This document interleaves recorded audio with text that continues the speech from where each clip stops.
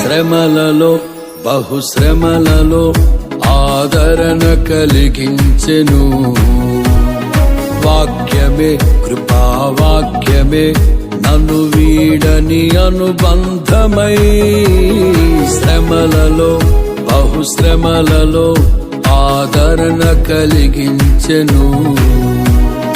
వాక్యమే కృపావాక్యమే నన్ను వీడని అనుబంధమై, నీ మాటలే జలధారలై సంతృప్తినిచ్చెను.